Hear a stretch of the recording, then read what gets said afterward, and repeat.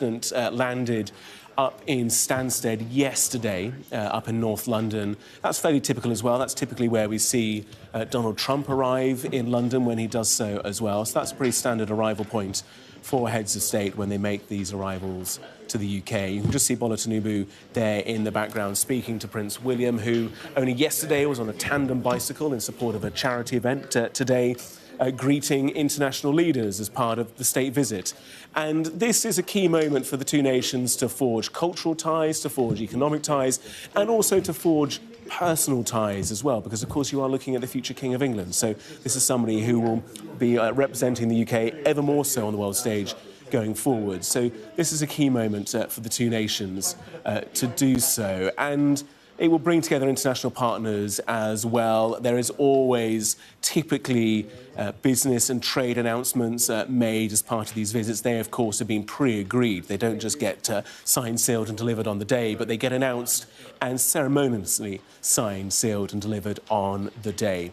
And in a statement, the Nigerian government spokesperson said the visit was about turning historic relationships into modern economic partnerships, and building the economy and growing the economy has been a key focus for the Prime Minister, Sir Keir Starmer, and the Chancellor, Rachel Reeves.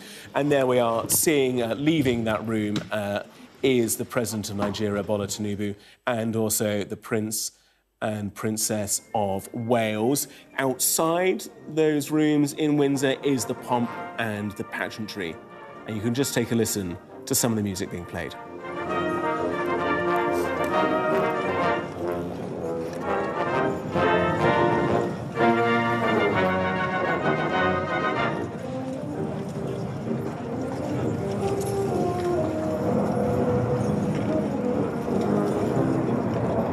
Of course, the challenge of a state visit at Windsor Castle is that the music gets drowned out by the flight path of Heathrow Airport. Many people wonder what was built first, Heathrow or Windsor Castle. Well, of course it was Windsor Castle, I say in jest, but that is the realities of modern-day state visits. They bring together the history, they bring together the ceremony, they bring together all that has gone before with then modern politics, modern geopolitics and modern economics too. And that will be a key area of focus. Africa's largest consumer market is Nigeria, and this will be a key area of focus for the two nations in building partnerships that allow the UK and Nigeria to build on, firstly, the economy of one of the largest in the world, the United Kingdom, and the economy of one of the fastest growing in the world and most consuming in the world, Nigeria. So not only is it all about economics and business, it's also about some of the niceties as well. And we're expecting, as ever with these state visits, to see an exchange of gifts between the two nations. They generally have a degree of symbolism or a degree of uniqueness to those who are visiting. And typically with these kind of state visits, the United Kingdom presents items in its ownership, in its care, that are linked to the nation who is making that state visit. So in this case, of course, Nigeria. So items from the Royal Collection, which is so vast and so historic, will be presented to Bola Tinubu and his wife. There will also be, notably, two instances in faith. Firstly, the President and his wife laying flowers at the tomb of the late Queen Elizabeth in St George's Chapel, and also attending an interfaith event. Notable, of course, because the King, the head of the Church of England, Bola Tinubu, a practising Muslim, and his wife, a Christian and ordained pastor. So lots being brought together in this state visit. Someone that knows more about this than anybody else is, of course, Alistair Bruce, who is joining us now. And Alistair, what are the key points to look out for in events such as this? Well, first of all, on a beautiful day at Windsor, it will look magnificent as the King receives the President of Nigeria, and it is a chance for the diplomacy that will take place between His Majesty's government and the government of Nigeria to take place in the background. But as you were saying, right from the beginning, when the King has formally received and welcomed the President to the United Kingdom, there will be a lunch. But the President, of course, will be observing his Ramadan fast. But his wife will be. As a practicing Christian, she will join the King and Queen for luncheon. And as you're saying, today, mostly events at Windsor, an exchange of gifts, the state banquet tonight, and then some religious events during the day, recognising the work done at interfaith work throughout the United Kingdom, and particularly with such a large part of the population linked very closely to Nigeria. And Alistair, talk to us about how important the personal touch is at an event such as this, because, you know, the royal family are very adept at these. They work on behalf of the United Kingdom and building relationships. How important is it to spend time in the presence of them? Well, this is the 16th president of Nigeria, and of course, previous to the first president in the 1960s, the King's mother, Elizabeth II, was Queen of Nigeria. And so those links are very, very close. The King, in his own time, has spent many occasions visiting Nigeria and getting to know it. And the links through the High Commissions of Nigeria and the United Kingdom are very, very strong. And as I say, with those traditional links, there are tremendous family connections all across the United Kingdom with people in Nigeria. And the desire for that closeness in order to be able to advantage all the possible trade links and other cultural links are immense. And for the King, he's just well across this. And you'll see later on today, the King will be showing items from the royal collection that go right back into Nigeria and Britain's links. And that will be just but an expression of his interest in and the nation's closeness to Nigeria. Nigeria, of course, one of the 56 members of the Commonwealth nations, an independent nation now, but you alluded, of course, to that history that preceded where we find ourselves in 2026. And I wonder what that modern relationship looks like now, because, of course, there have been questions in some previous years about the role of the Commonwealth, but they seem to maybe have ebbed away in more recent years. In fact, we've seen nations looking to join, and not necessarily nations that have historic links to Britain. Talk to me about where the modern relationships go and how the history builds into that. Well, the old British Empire came to an end and the British Commonwealth of Nations began, and that has become the Commonwealth. And I think the nations that are a part of it are doing so because they see that there is an advantage to having this loose and yet warm link between a number of countries across the world who have mutual interests in trying to pursue democracy, fairness, and those other tolerances that have sprung from the ethos of the Commonwealth. And both Elizabeth II and before her George VI set the foundation stones on which that could grow, and the King was invited to become head of the Commonwealth after he became sovereign and inherited. So, you know, we see here a traditional welcome for a head of state, but there is an added relationship because, of course, as head of the Commonwealth, the King is welcoming the President of Nigeria, a very important part of that Commonwealth of Nations. And talk to us about where politics fits into this, because this is a state visit. To what degree does the royal household, the royal family, Buckingham Palace interact, plan and agree with Downing Street and Number 10? Well, of course, the King is not involved in any of the political elements of it, although he will make a speech at the state banquet tonight, which will have been cleared by Number 10 Downing Street and by the Foreign Secretary. But, you know, in the background, particularly tomorrow when the President will spend time with the Prime Minister at Number 10 Downing Street, there will be a chance for all of that to be going on in the background. The role of the King as head of state is to convene. And you only have to look at the suite coming with the President today to see what that convening is enabling. Amongst those coming with the President are the Ministers for Finance Coordination, for the Economy, for Defence, for Trade and Investment, and for Tourism. And you can see that behind that there'll be a whole agenda of different things to be covered. We're seeing the Lord Lieutenant of Berkshire just coming forward to the steps because any minute now the King will arrive in order to be in position for when the President and his wife are brought to this state reception by the Prince and Princess of Wales. I'm interested, Alistair. We often do the introductions to events such as this saying it's the first visit in X, and this is the first visit in 37 years. Why does sometimes so much time pass until the invitation is handed out to have that state visit? Because if alliances, if relationships, if strategic interactions are so important, why do we let so much time slip between these moments? It's very much a choice for the Foreign Office in the United Kingdom and the Foreign and Commonwealth Office, and to consider who should be the next person accorded this particular honour. And for them, there are myriad things taking part in their decision-making. It is a long time since Elizabeth II received the then president. The salute is now being given. Presumably, I imagine we'll see in a moment, the King and Queen will arrive at that pavilion outside Windsor and Eton Riverside Station, and that's where it will begin as the King arrives. We're just hearing the strains of the music being played. Over the next couple of days, there will also be the announcements of partnerships. The United Kingdom has already put out a press release a day ago touting hundreds of new jobs as Nigerian companies confirm what the UK government says is millions in investment. Talk to us about the people that get invited on kind of the periphery, on the outskirts of the state visits. Who else could we see joining alongside these moments?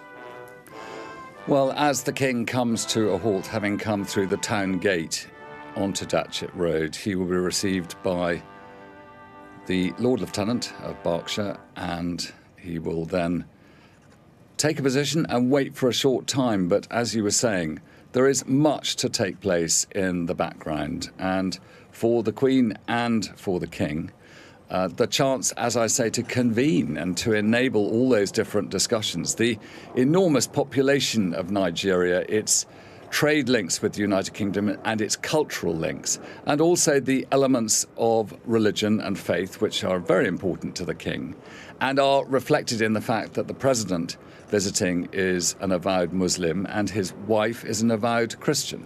And so in their own way, reflecting the breadth of different faiths.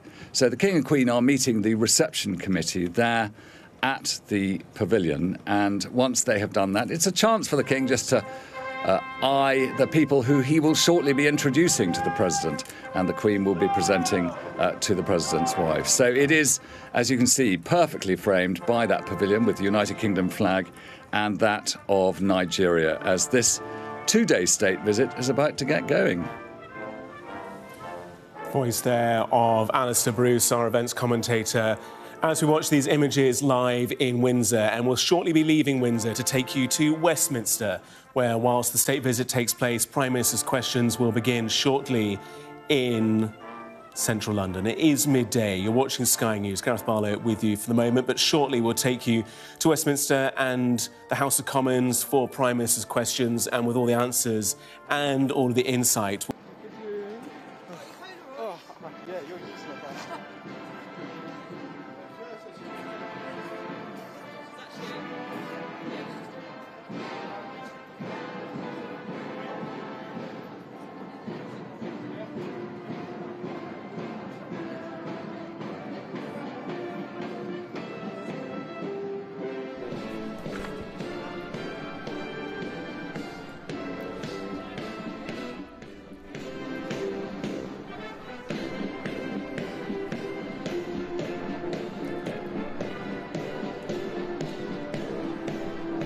Those of you who are joining me are watching the preparations for the arrival of the President of the Federal Republic of Nigeria and Mrs. Tinubu, who are the guests of the King and Queen. The King and Queen is now waiting in this glorious sunshine, and the blossom in the background just at the edge of the castle. They came from the town gate a few moments ago in the State Bentley, and they will be waiting because at the same time as we are watching this event, the Prince and Princess of Wales have collected the President and his wife and are bringing them here along Edward VII Road from where their hotel is, or was, last night at Bishopsgate, just outside the Great Park. And we're seeing the outriders, so I shouldn't think it'll be long now before the moment arrives and the President is presented to the King and Queen by the Prince and Princess of Wales. It's a tradition that goes back to the earliest times, and It is a way of giving the highest honours of the country. We'll just watch now as the President of the Federal Republic of Nigeria and Mrs. Tinubu are welcomed to the United Kingdom formally at the start of this state visit by the King and Queen.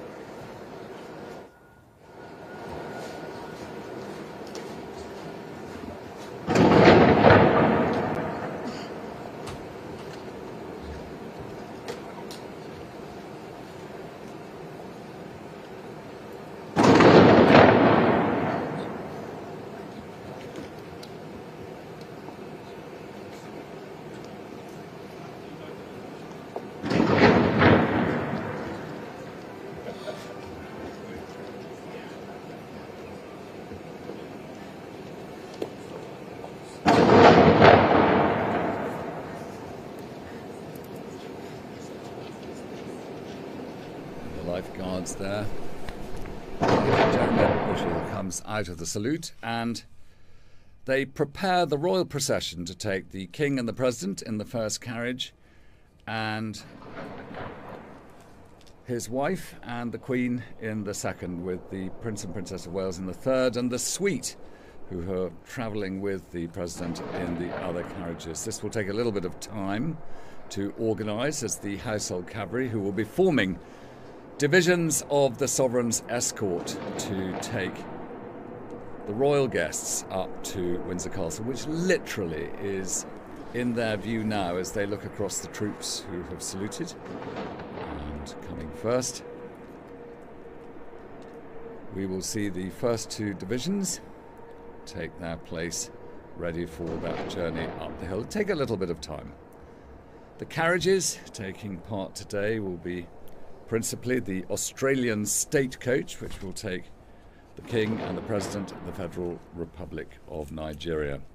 Quite modern, actually. It was made in 1986, finished in 1988 by the great Australian carriage builder, William Frecklington. It's covered in symbols of Australia, the wattle as the badge of the crown in Australia, and Australia being one of the great Commonwealth members, and of course Nigeria, another. The footman and blockman will bring the carriage to a halt, and when the carriages are all in position, the master of the horse will lead the King and the President to the carriage. That's Lord Ashton of Hyde.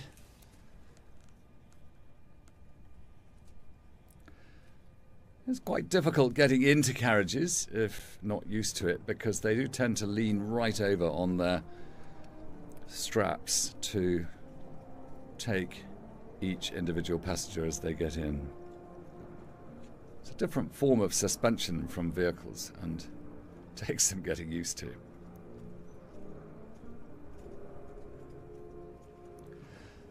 Stowing the steps, and the carriage door will close. And meanwhile, Her Majesty the Queen and Mrs. Tinubu are being helped into the Scottish state coach, and the Prince and Princess of Wales into the 1851 Irish state coach made in Dublin. They're travelling with the Attorney General and the Minister of Justice, the Honourable Latif Fagbemi, and the Honourable Minister of State for Foreign Affairs, Ambassador Bianca Odumegwu Ojukwu. And they'll wait until the Crown Equerry gives the signal for the procession to start, and as the King leads off with the President, the national anthems of both the United Kingdom and of Nigeria will be played. Meanwhile, you can hear in the background the gun salute firing in the home park of Windsor Castle. The traditional honour that began at sea when ships passed to prove that their guns were empty and they could pass safely having discharged their guns, and everybody knew there was no time to recharge them before the ships passed. It was just a matter of courtesy and safety. It's not far from here up to the castle, where a parade is waiting in the quadrangle. Glorious sunshine is bathing it at the moment as the procession moves off.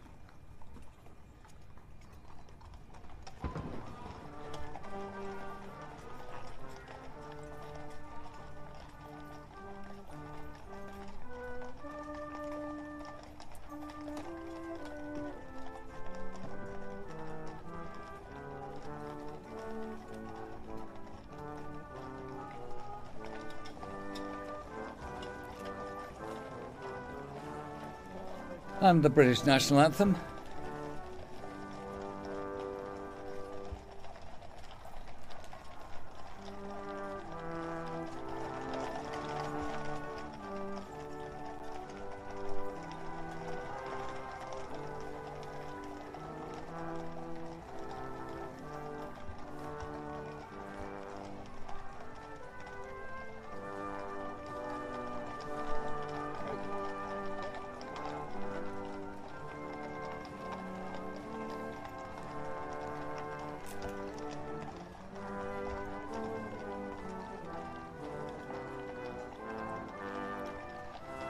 And in the following two Ascot Landors, other members of the suite who have come with the President for this state visit to the United Kingdom.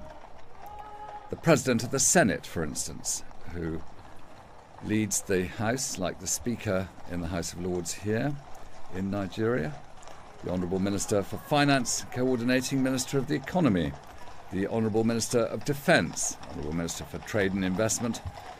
And in the last carriage is the Minister for Tourism and the National Security Advisor, and then followed up by divisions of the Sovereign's escort provided there by the lifeguards. And they will disappear from Datchet Road up Thames Street and round the side of the castle until we see them again as they come up the long walk through Cambridge Gate and into the quadrangle of Windsor Castle. We look forward to you joining us for that state arrival at Windsor Castle shortly.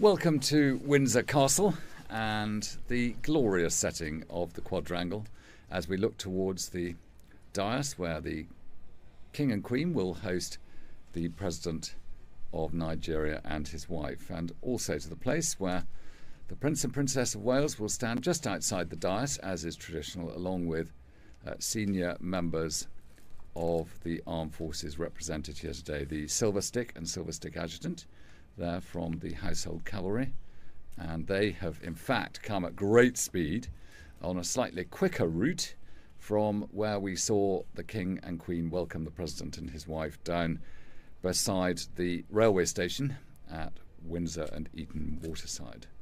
Interestingly, when that railway line was put in, it faced huge resistance from Queen Victoria and from those in the royal household here at the castle, and also from Eton College, the old school that was very close by. But finally, the Great Western Railway had their way, and today it formed the backdrop for this royal welcome.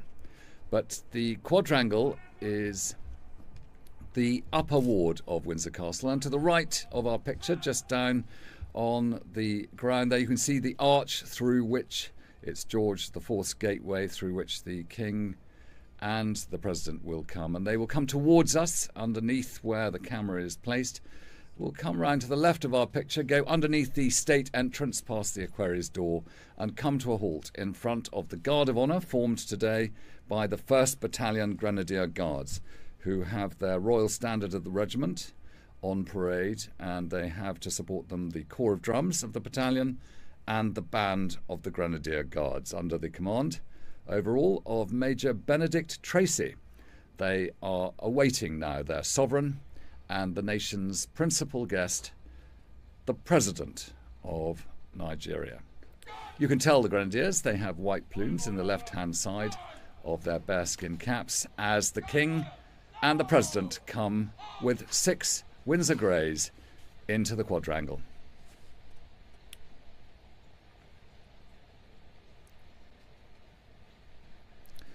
The daffodils are fantastic on the mound, a mound that was built really back at the time of William the Conqueror, when the round tower above, or at least what was there before it, was the principal part of one of the circles around London to protect it.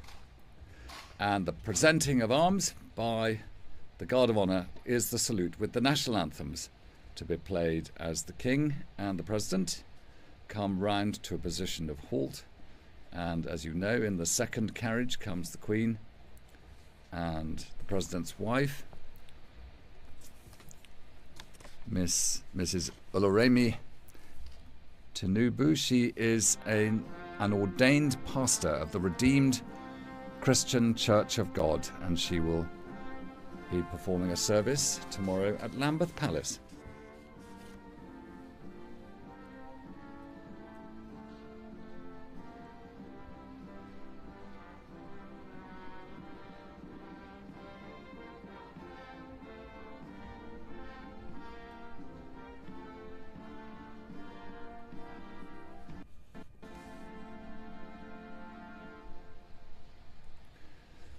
And now the British national anthem.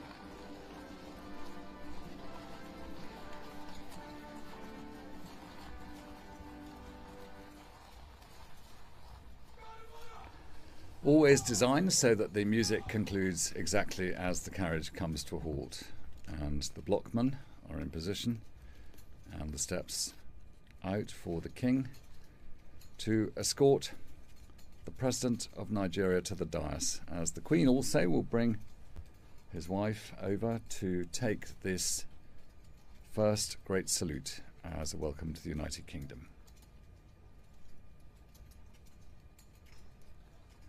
And the Prince and Princess of Wales, who have come in the Irish state coach will take their positions just beyond us from here, the other side of the dais.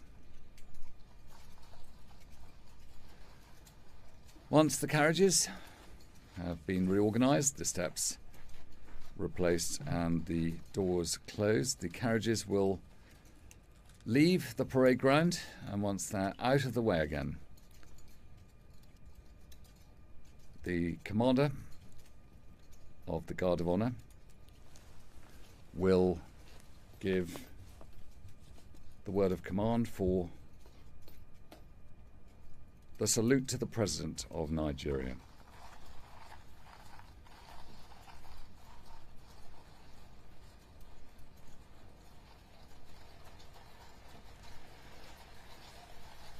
When the royal salute is done, the King will invite the President to inspect the Guard of Honour.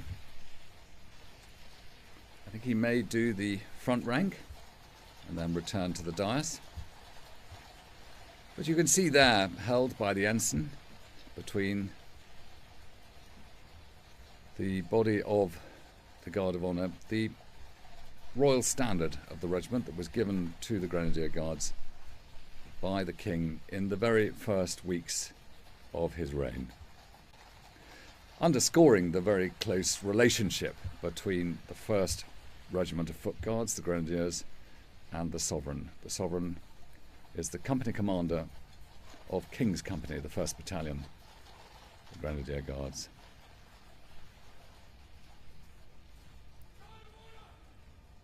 With the carriages leaving, the royal salute.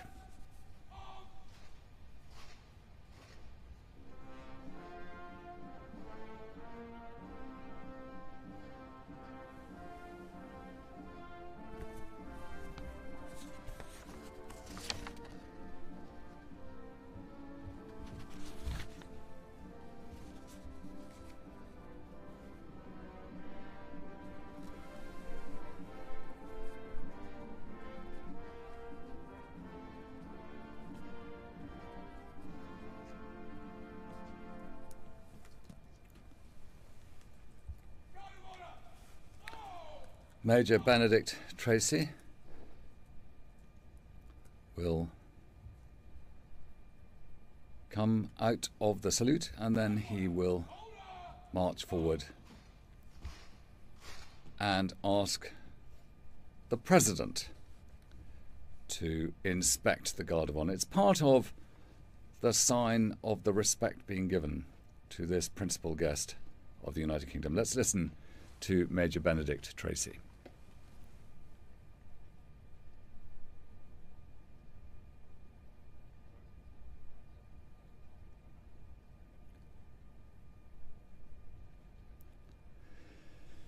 He basically said that the Guard of Honour of the 1st Battalion Grenadier Guards is formed up and ready for his inspection.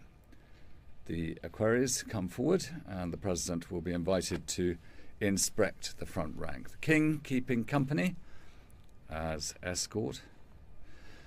Quite a relief for Major Tracy, because sometimes when the heads of state have a different language from this nation, he has to learn to invite the President or Sovereign who's visiting in the language of their nation.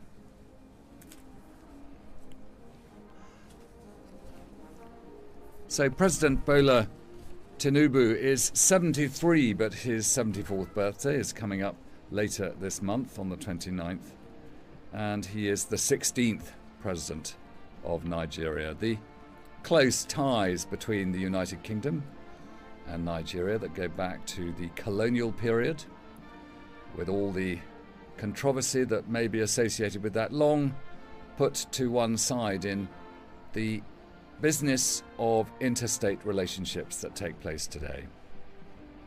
And as the 16th President of the Fourth Republic was begun in 1999, and it had a tough journey as a nation getting there. There were 2 military interventions in the slow process of the establishment of independent republic democracy in Nigeria. And of course, you know, with a political head of state, there are always controversial views on one side and the other of the political argument in Nigeria, as the president now is given the chance to head back to the saluting base.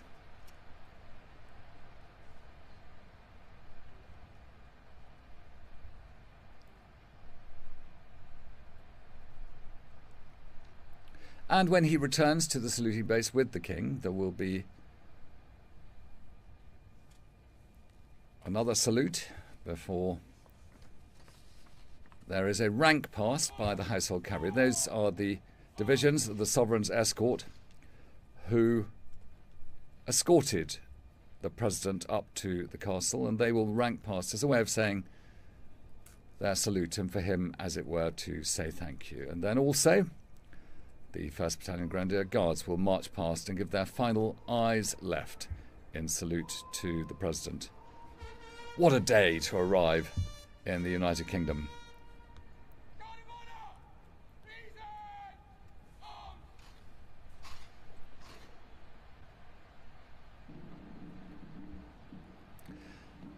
And first of all, the guns of the King's Troop Royal Horse Artillery, who fired the gun salute we heard earlier on at the first footstep of President Tinubu as he stepped from the car the Prince of Wales brought him in.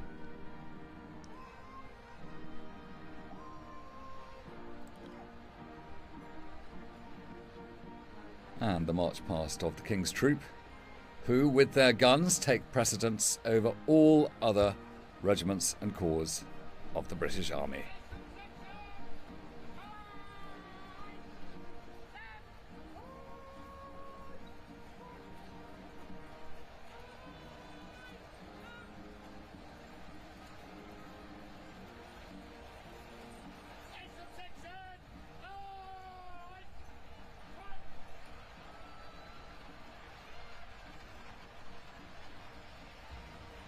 And we can hear the individual words of command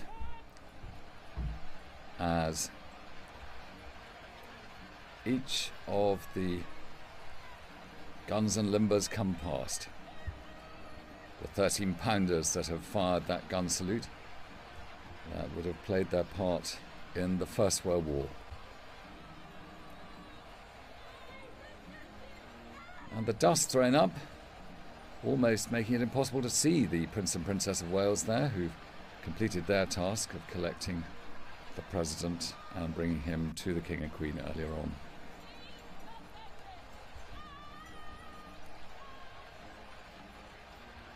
So the subsections going past one after the other, A to F subsections with their individual guns. And then coming forward under the command of the field officer in brigade waiting, the Sovereign's escort, the 4 divisions thereof from the Life Guards and the Blues and Royals, and they will lower their royal standards to the President and the King. The Life Guards wear red tunics and have white plumes from their helmets designed by Prince Albert, the Prince Consort, who was the husband of Queen Victoria.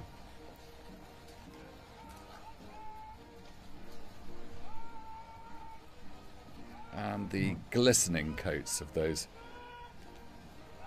fine mounts as they turn the corner and head now away after concluding their task today.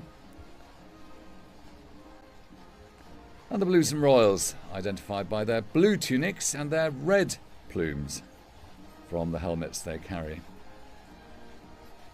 And for those young men and women who join the household cavalry, learning to ride, holding a sword, wearing effectively body armour of the cuirasses on the front and rear of their uniform, is its own challenge. And now Major Benedict Tracy will bring the Guard of Honour out of the present and prepare them too to march past the President. I'll turn to the left.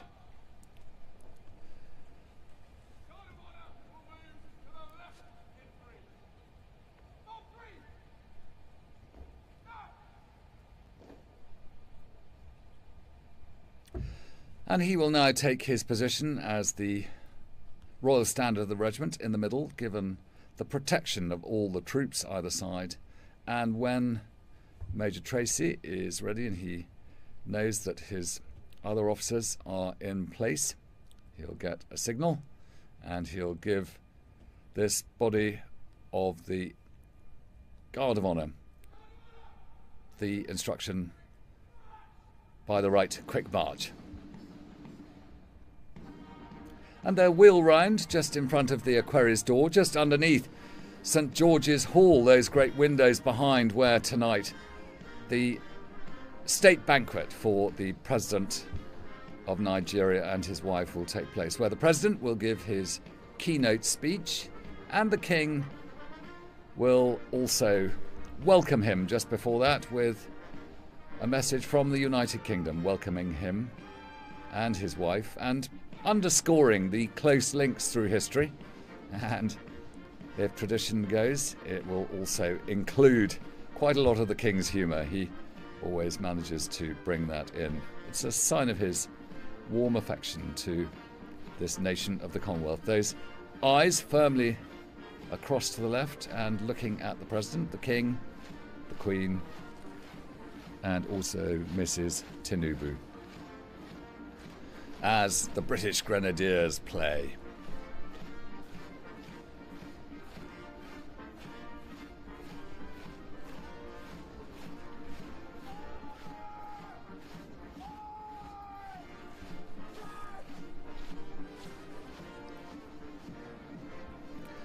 And they'll wheel right again and head towards the George IV gateway and out onto the Long Walk. Meanwhile, the band of the regiment, the Grenadier Guards, and their corps of drums will march forward, and they too will give their salute and march away from this parade ground, led by their drum major wearing gold coat as a respect to His Majesty the King.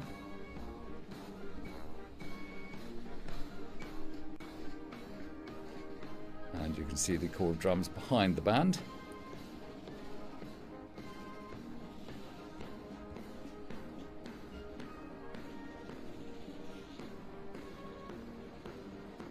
And it's in those rooms above the dais, above the white tent of the dais, the great corridor where shortly the King will take his guests and they will be shown to their rooms where they'll be staying tonight, and tomorrow morning they'll take leave of the King and Queen, and the President and his wife will go in two different directions.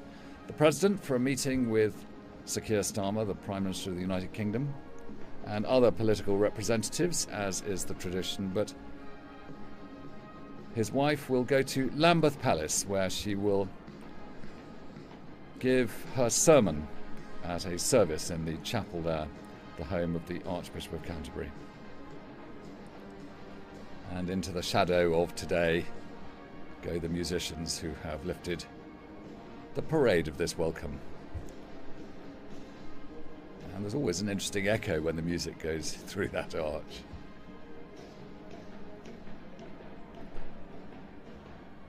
And as soon as they go, the King will lead his principal guests, as I say, for the President of Nigeria, being guided by the King to help him. The gravel's not easy to walk across there, but it is now time for the King to take the President indoors, hand in hand, and to their rooms. And then the President will observe the fasting of Ramadan until the iftar this evening.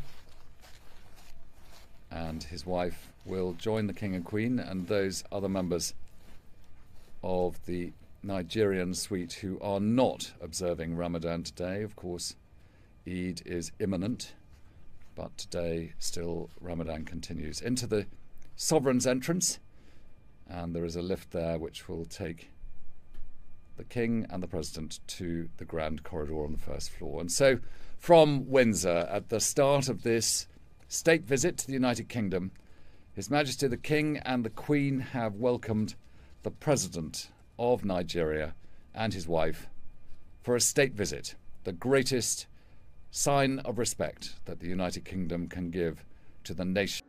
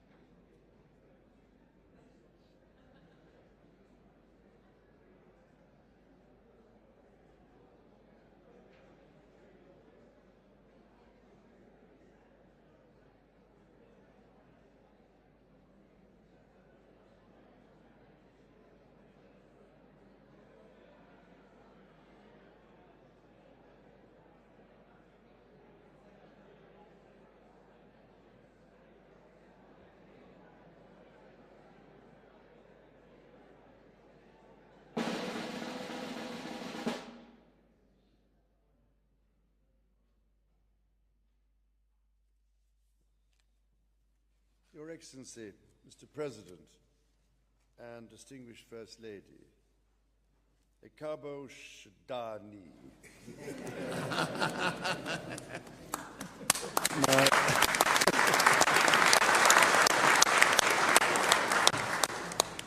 My wife and I are delighted to welcome you to Windsor Castle here on this occasion, and we are most grateful to you for travelling during this holy month, which I acknowledge is no small sacrifice, and so it is my particular pleasure to wish you, Mr. President, peace, blessings, and an abundance of joy.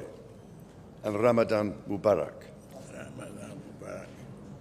During my most recent visit to Nigeria in 2018, when I was fortunate enough to be able to spend some time with your highly respected traditional leaders, the Sultan of Sokoto, the Uni of Ife, Unicho Wari, and the Emir of Kano, it was self-evident that while the warmth of the Nigerian welcome remains constant, the country itself is transforming at a remarkable pace.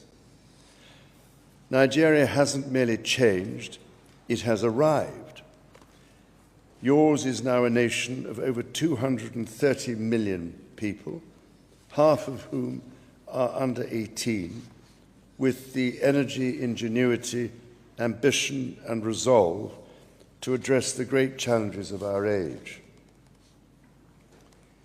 We in the United Kingdom are blessed that so many people of Nigerian heritage, having chosen Britain as their home, are now at the heart of British life through excelling at the highest levels of business, technology, academia, law, science, sport, literature, and the arts. I have met so many of these quiet heroes in our schools, businesses, National Health Service, and universities, including countless young people who have flourished through the work of my King's Trust over the last 50 years. Only last week, I was delighted to host a rather lively group of them for a jollof and tea party at St. James's Palace. I was firmly assured that the jollof was only the best Nigerian, of course.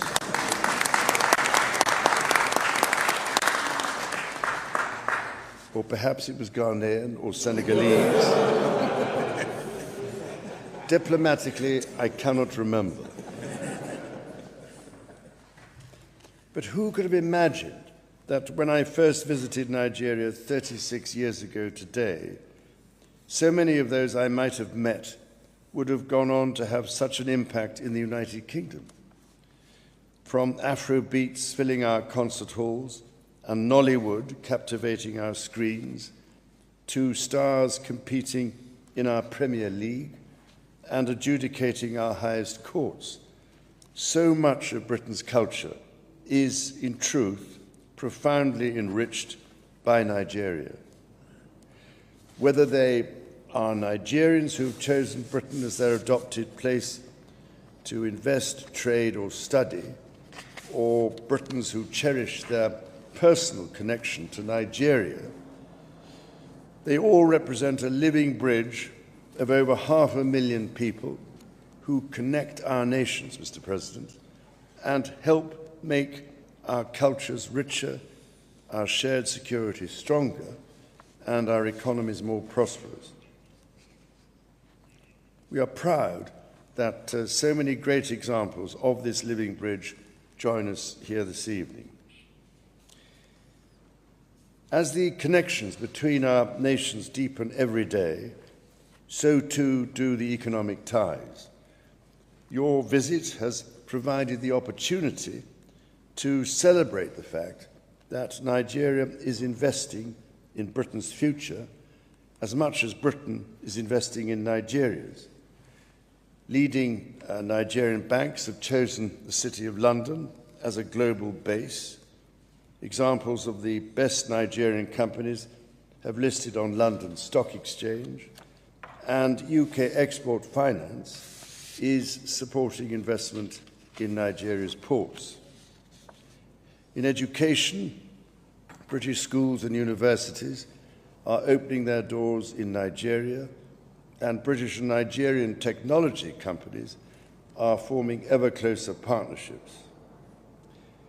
I was pleased to see that visitors from Nigeria spent £178 million in Britain in 2024, and 251,000 people from Britain travelled to Nigeria and spent just as much in return.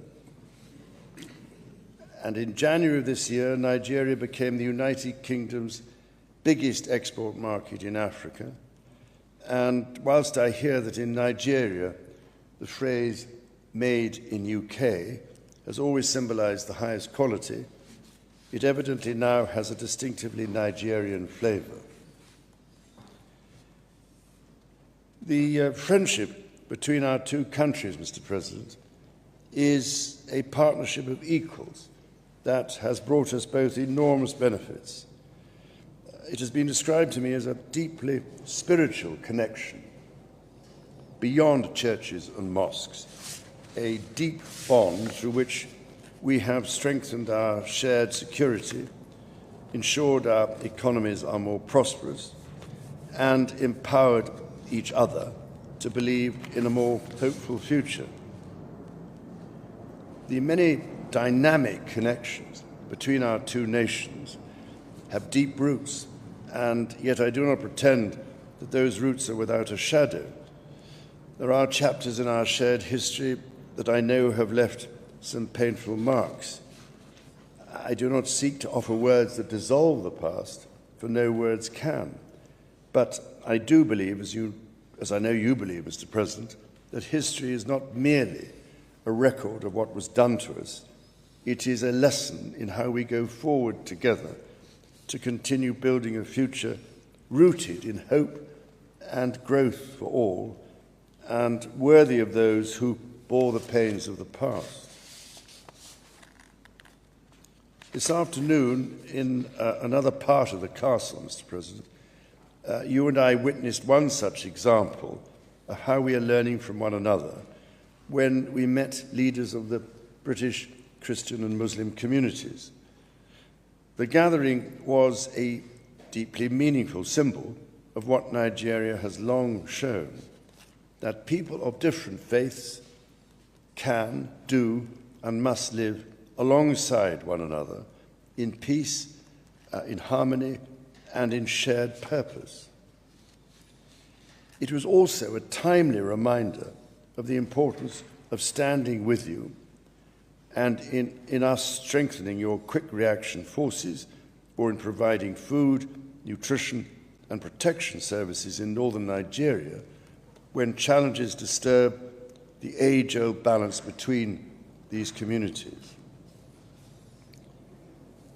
Your nation, Mr. President, is an economic powerhouse, a cultural force, and an influential diplomatic voice from a continent that is playing an increasingly important role in the world. In a vastly interconnected global environment, one that is changing at unimaginable speed, that leadership brings responsibility and opportunity. I heed the Yoruba wisdom, and forgive me if I say it in English, that rain does not fall on one roof alone. And as you observed so astutely before the Commonwealth Heads of Government meeting in Samoa in 2024, if we didn't have this global alliance of 56 member states, 2.7 billion people, and a combined GDP forecast soon to surpass $20 trillion US, there would be a need to create one. I believe firmly that when rain clouds gather, we can tighten the grip of friendship between us, and in so doing, reinforce the central role of the Commonwealth in our shared future. As the world changes, these are lessons we must heed now more than ever.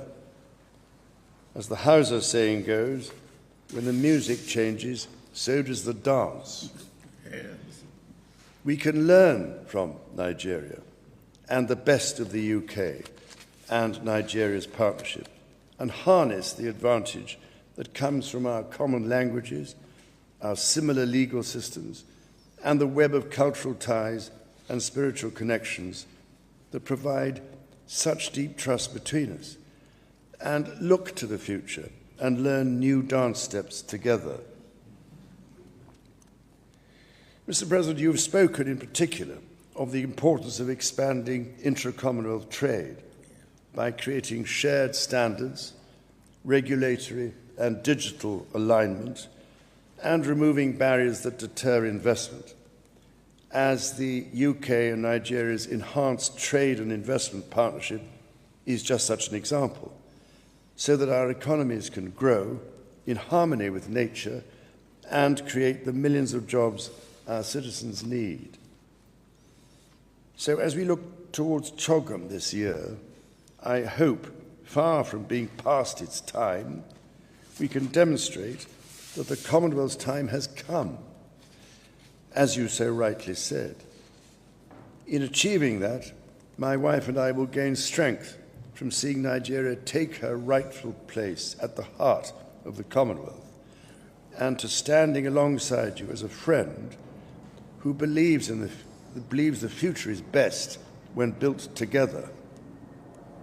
As the Igbos say, knowledge is never complete, two heads are better than one. So as I close, Mr. President, in anticipation of Eid al-Fitr in Nigeria and across the world, I can only wish you and the millions of Muslims in our countries Eid Mubarak. And in doing so, let me propose a toast to the President and people of Nigeria. Niger no day carry last.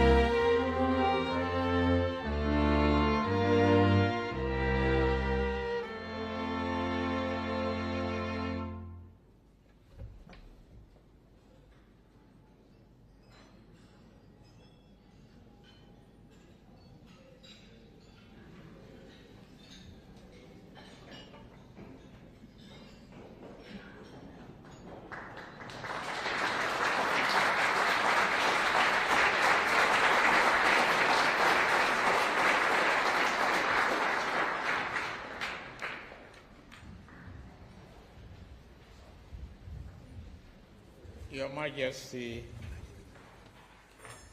King Charles III, Queen Camilla, Prince William, the Prince of Wales and Duke of Cornwall, and Catherine, the Princess of Wales. Distinguished guests, ladies and gentlemen. This is not Nigeria, no they carry last.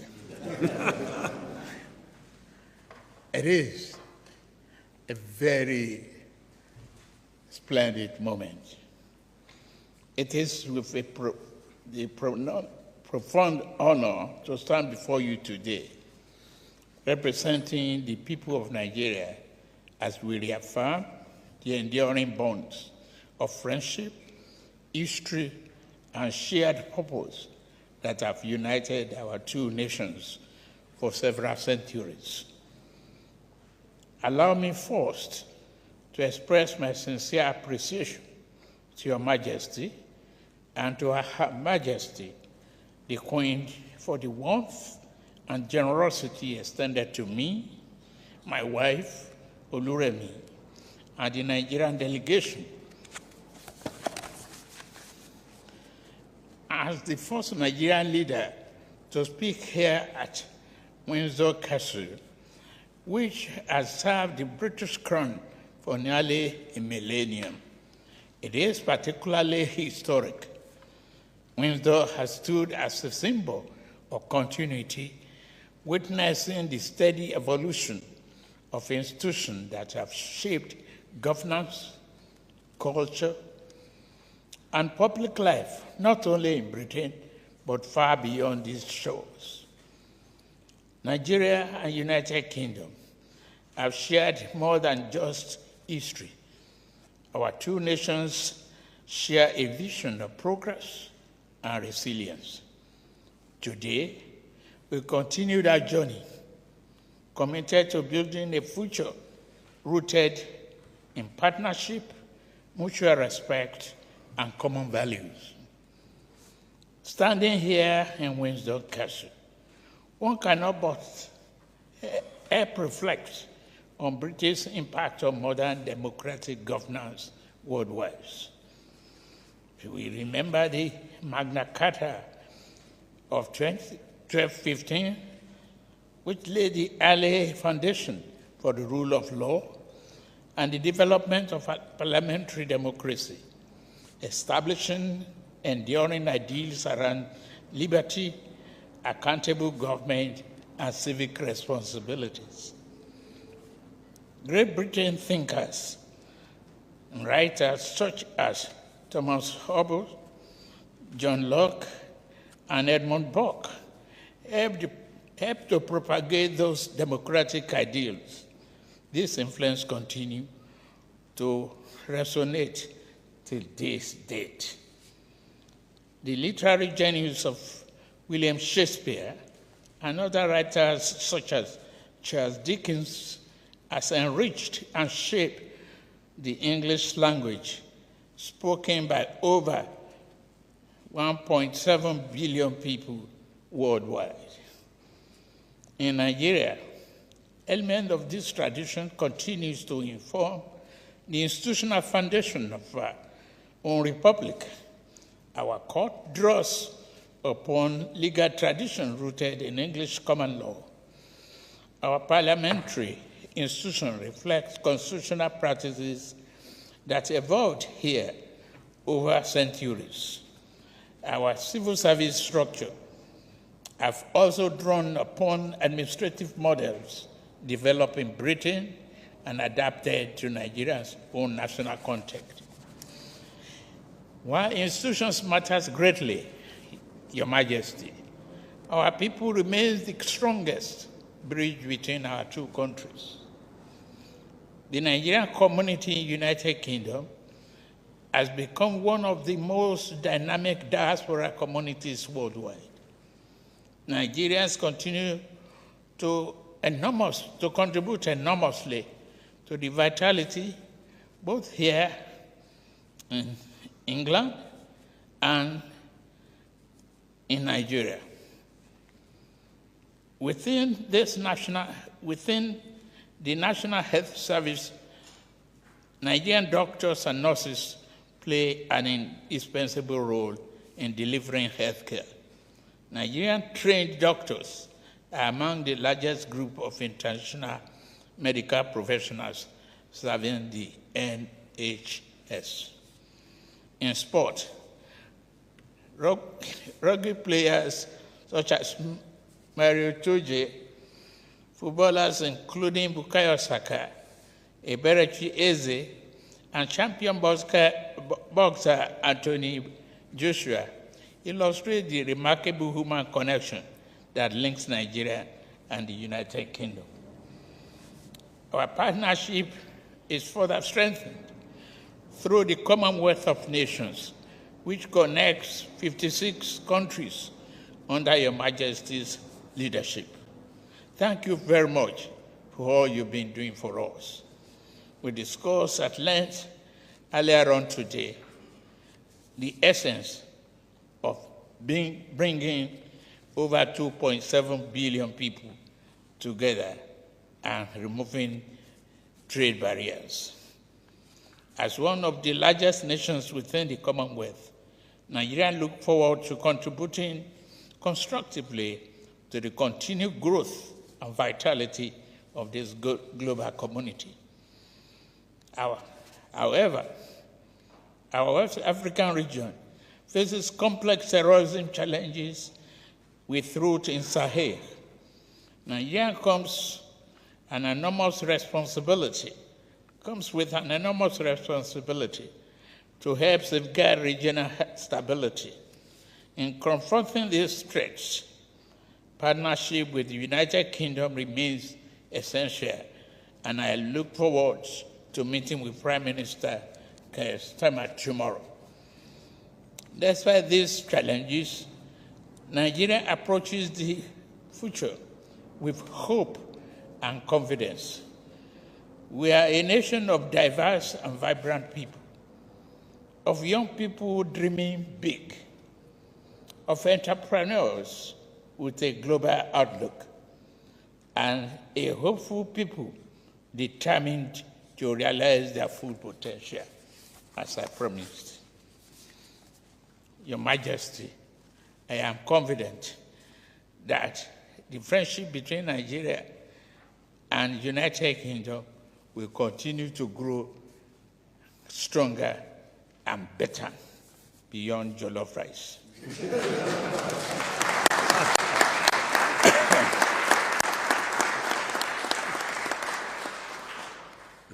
Finally, Your Majesty, I want to express Nigeria's deep gratitude to the great nation, this great nation, for the refuge and support extended during the dark years of military dictatorship.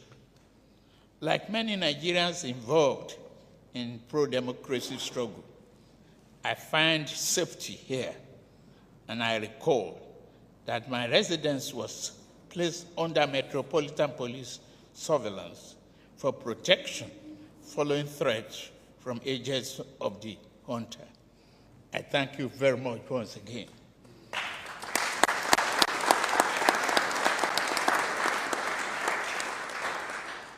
That solidarity remains etched in our collective memory, and it is deeply humbling for me to stand here before you, Your Majesty, today as the President of Democratic Nigeria.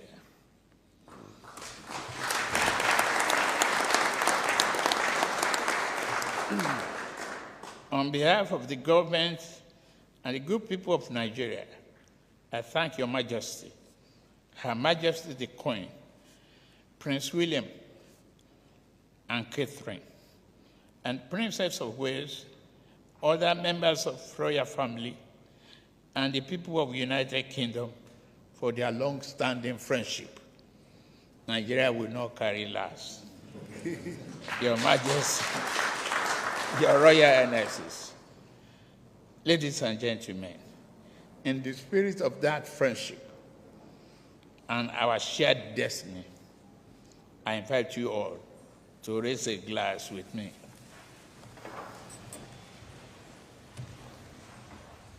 To the special bond between Nigeria and United Kingdom, and to the bright future that we shall build together. God bless His Majesty, the King. God bless Nigeria. God bless United Kingdom. And thank you very much.